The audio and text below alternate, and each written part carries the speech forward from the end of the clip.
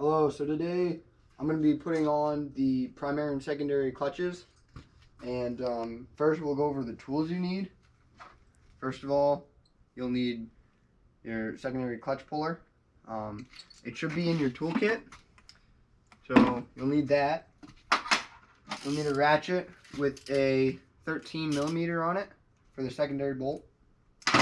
You'll need a torque wrench to 60 foot-pounds of torque to put your primary on. You'll need a primary holder. I'll show you how to use this later on in the video. And I think that is all the tools. And of course I have my secondary, freshly rebuilt, new springs, and primary, also new springs from Ronnie's mail order. SLP sticker seems to be falling off. But yep, so let's get right into it. So here I have my secondary clutch, which goes on this one. And a lot of times there's washers. You're gonna be in trouble if you find, sometimes guys take the motor out, when they put them back in, they'll put like three washers or 2 washers, or just an odd amount to try to line it up because they don't have the tool. I'm not doing a alignment today because I haven't pulled the engine out or anything, but I will be doing it later on before the season starts, but just not now. But to put this on, first of all, make sure it's closed. You never want to have one of these wide open without the tool in it, because there's about 400 pounds of pressure on that spring, and all this wants to do is shut. So you never want it wide open, because if you get your fingers in there, it will clamp down and you can get your fingers ripped right off. On this, there's no arrows. It's pretty plug and play. You line it up with the splines, put it in, take your bolt, put your bolt in,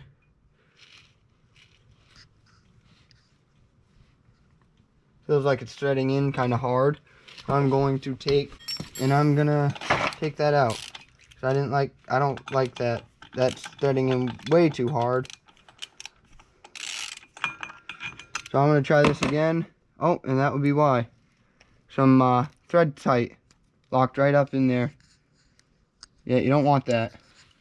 You can put thread locker on there, but just remember, you can't be putting a bunch on, because then it clogs up like it's doing right now. So right now we have this pretty clogged up with some Loctite.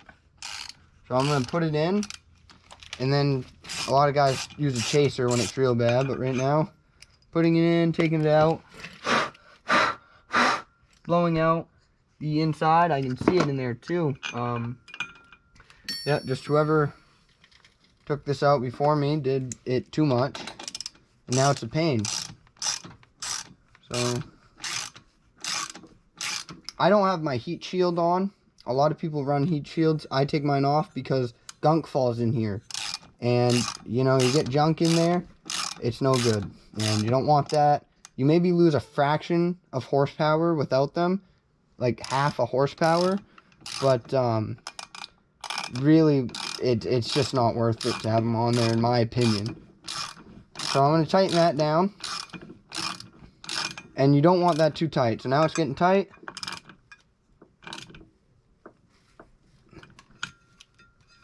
That's good. See how I just, just gently. You do it too much, you got a shaft in there, and you'll mess that shaft up, and things get wonky.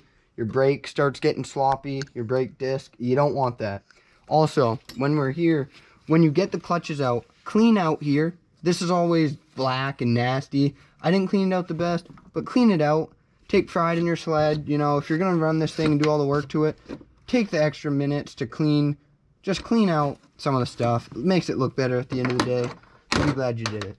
But that's all you got to do. So secondary, easy, it's done. Let's go on to primary.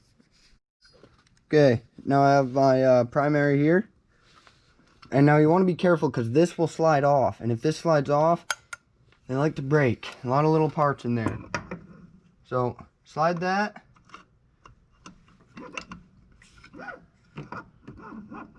Right in there. Like so. You take your bolt, and your bolt is actually what squeezes these two pieces together. If you kind of understand what I'm saying, but this is, again, clutches, pretty plug and play when you're putting them back on, as long as you do your torque right. This, not much torque on that. Do not go crazy.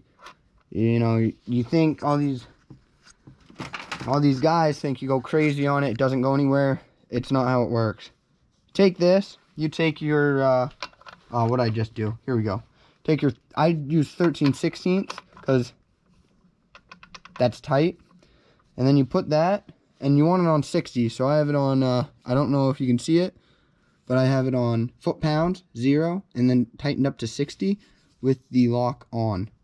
So put that in there, as so.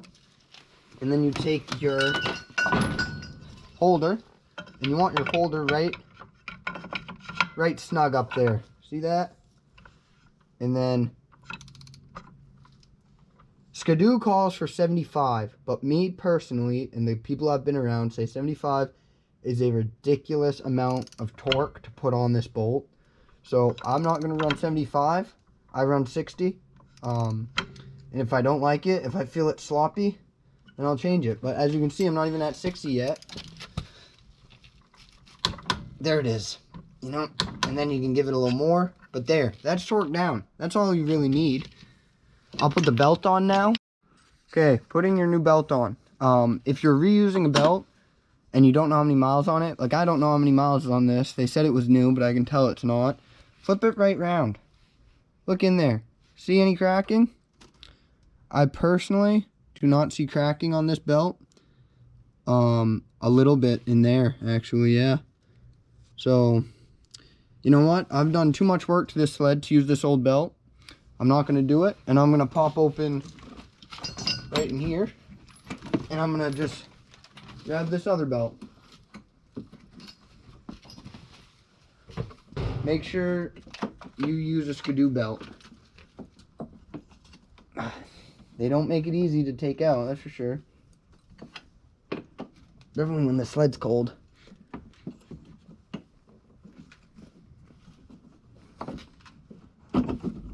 There we go. Take your new belt out. You should leave them in a warm place for a little bit. Where's that other belt?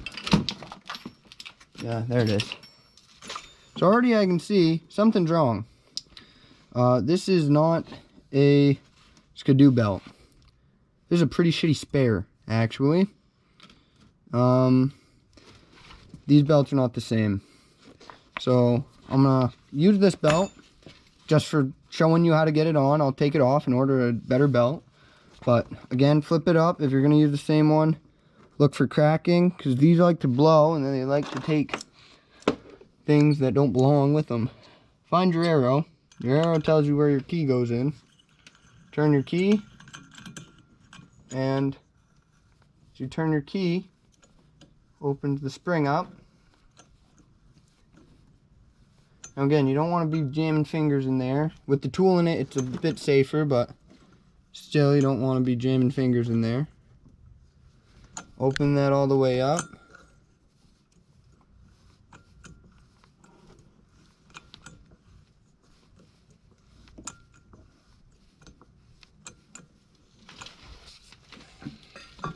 And then, pretty self-explanatory.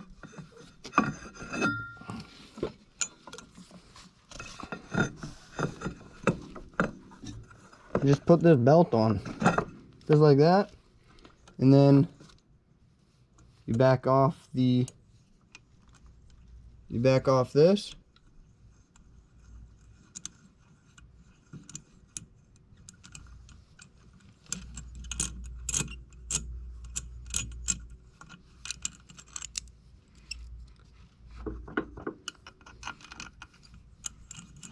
And one second, it didn't back off as I wanted it to.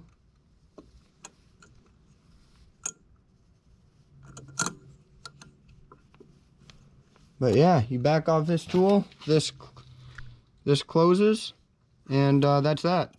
So there is clutches and belt. Oh, and also make sure your belt is going the right way. I didn't check because I'm taking this belt off before I run it, but your belt does have to be going a certain way, and it does matter. Thank you for watching.